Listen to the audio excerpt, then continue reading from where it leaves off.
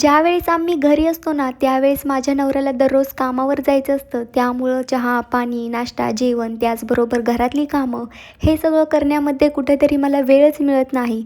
परंतु कोलकाताला आल्यावर आम्ही एकदम निवांत असतो. हॉटेलवर राहतो, त्याचबरोबर बाहेर मस्त असं जेवण करतो. जास्त नाही तर एक 4-5 दिवसच आम्ही कोलकाताला राहतो. परंतु ना स्वयंपाकाचं टेन्शन ना घर आवरण्याचं, फक्त बाहेर फिरायचं आणि आवडेल ते खायचं. आणि आल्या आल्या पहिले 2 दिवस तर आम्ही खूप जास्त फिरलो, शॉपिंग वगैरे केली. परंतु आज मात्र आम्ही कुठंच गेलो नव्हतो. दुपारी तेवढं हॉस्पिटलमध्ये थोडंसं काम होतं म्हणून तिकडं जाऊन आलो.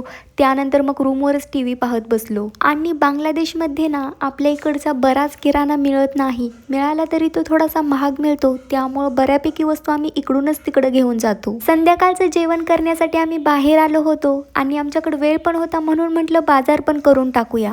आणि मॉल पण आमच्या हॉटेलपासून जवळच होता. त्यामुळं चालत चालत आम्ही तिथं आलो.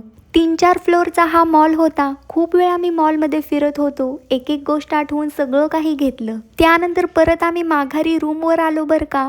परंतु मला काय करावं ते काहीच समजत नव्हतं, कारण की वेळच जात नव्हता. त्यामुळं म्हटलं की आता बसल्या बसल्या आपण स्किन केअरचा व्हिडिओ शूट करूया. आणि बघा ना, नवऱ्यासोबत तर रोज भांडणं करते, तरी पण माझी स्किन एवढी छान कशी काय झाले काय माहीत. घरी खूप जास्त गरम होतं, त्यामुळे एवढे सगळे स्किन केअरचे प्रोडक्ट तर मी वापरत बसत नाही.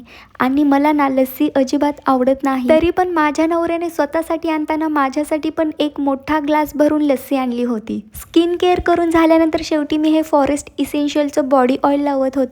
आणि हे ना मला खरंच खूप म्हणजे खूप जास्त आवडतं, कारण की याचा वासच एवढा छान येतो. शेवटी मग हेअर केअर केलं आणि आज कुठेतरी मला प्रॉपर असा स्वतःसाठी वेळ मिळाल्यासारखं झालं.